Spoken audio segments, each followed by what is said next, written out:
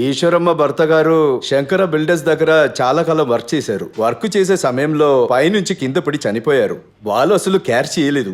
అది పర్లేదు, కానీ ఈయన అక్కడ పని చేశారని కూడా చెప్పట్లా. బిల్డర్ లీగల్ గా రిజిస్టర్ చేశారా? అది అది పర్లేదు, నేను చూసుకుంటాను. ఈ కేసు కోసం అయితే ఈ అమ్మ దగ్గర డబ్బు లేదు. ఊరికే ప్రార్థిస్తే లాభం ఏముంది? కేసు గెలవాలంటే డబ్బులు ఇవ్వాలి కదా. అప్పుడే మీ గురించి విన్నాము. అమ్మ, మీరు భయపడొద్దు. ఖచ్చితంగా ఈ కేసు మనం గెలుస్తాం, సరేనా?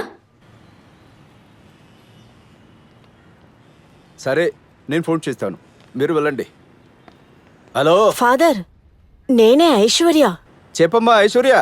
ఏదైనా స్టోరీ ఉందా ఇంట్రెస్టింగ్ గా? ఏమ్మా, పోయినసారి బిషప్ గారి స్టోరీ చెప్పాను, దాన్ని ఒక్కసారి ప్రింట్ చేసి మూల పాడిసావు. ఈసారి అలా జరగదు. జరగదు కదా? ఖచ్చితంగా. అయితే క్వారీ గురించి కథ చెప్తాను, సాయంకాలం కాల్ చేయి. అలాగే. కడపలో చట్టంకి వ్యతిరేకంగా రాళ్ల దొంగతనం జరుగుతోంది. దీనివల్ల చుట్టూ ఉన్న మనుషులకి ప్రకృతికి ప్రమాదం జరుగుతోంది. అందువల్ల దీని ఈ వివో అయిన తర్వాత అక్క బైట్స్ వేసి పోలీసులు అనుమానిస్తున్నారు.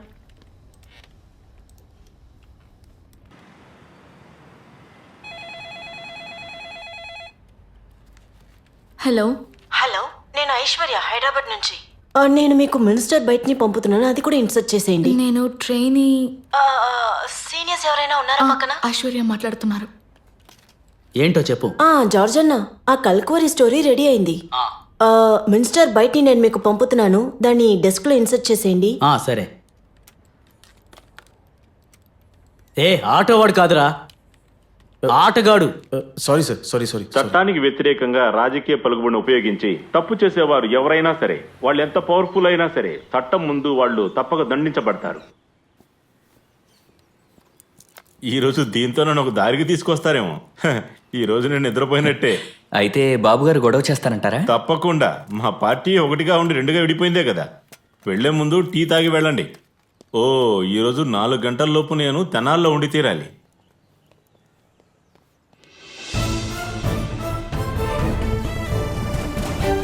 నమస్కారం, న్యూస్ ట్రాక్ కి స్వాగతం. రాష్ట్రం క్వారీ మాఫియాలో కూరుకుపోయింది. నేను ఉంటాను. సరే నానా, ఈరోజు డిబేట్ లో ఫాదర్ కూడా ఉన్నారు. మీరు ఒక క్వారీ ఓనర్ మాత్రమే కాదు, ప్రజల ప్రతినిధి అన్న విషయాన్ని మర్చిపోకండి. ఎవరు మర్చిపోయారు? విదేశాల నుంచి ఫండ్ వస్తోంది. ఆ ఫండ్ తీసుకుని హాయిగా ఎంజాయ్ చేస్తున్నవాడే ఈ ఫాదర్. ఉత్తముళ్లాగా మాట్లాడుతున్నాడు. మిస్టర్ బాబు, మీరు ఛానల్ ఫాదర్ అన్నిటికీ ఒప్పుకున్నాడా? ఆ విషయం ఆయన చూసుకుంటారు. అయ్యో, కరెంట్ పోయిందమ్మా. చట్నీ శనికాయలతోనే రుబ్బాలే. ఈ ఫ్రాడ్ ఫాదర్ ఉన్నాడే, చెప్పాలంటే చాలా దుర్మార్గుడు. ఊరిని మోసం చేస్తున్నాడు. ఇంకా చాలు, ఆపండి. మీ మూర్ఖపు మాటలన్నీ ఎంతో సేపు నుంచి కూర్చుని వింటున్నాను. చెప్పేది విను. అనవసరంగా నా దగ్గర తిట్టలు తినకు. మీరు చట్ట విరోధంగా క్వారీ జరుపుతున్నారని మా అందరికీ తెలుసు. ఏంటి, ఇంకా జరిగితే మేము ఖచ్చితంగా పోరాటం చేస్తాం. అది మానేసి ఇలా పబ్లిక్ గా వచ్చి కూర్చుని ఇలా అసహ్యంగా మాట్లాడుతున్నారు. ఏమనుకుంటున్నారు? జెండా పట్టుకుని ఇక్కడికి రారా. వచ్చాక ఎందుకు వచ్చామని నువ్వే ఏడుస్తావు. అది సరే గాని, ఆ మినిస్టర్ ఏమని చెప్పాడు? అదే ఆ దొండపాణి నన్ను పట్టుకుని జైల్లో వేయమని చెప్పాడు కదా. ఆ ఆలోచన వాడి మనసులో పెట్టుకోమని చెప్పండి. మంత్రి గారు అలా అనలేదే. అతను అలాగే చెప్పాడు. అలా అనలేదు. అలాగే చెప్పాడు. మీరు అనవసరంగా ప్రేక్షకుల్ని దారి మళ్లించకండి. మంత్రి గారు ఏమన్నారో ఒకసారి చూద్దాం. చట్టానికి వ్యతిరేకంగా క్వారీ పనులు జరుగుతున్నాయని తెలుసుకున్న కలెక్టర్ దాని ఓనర్ కి నోటీస్ పంపించినట్టుగా నాకు తెలిసింది.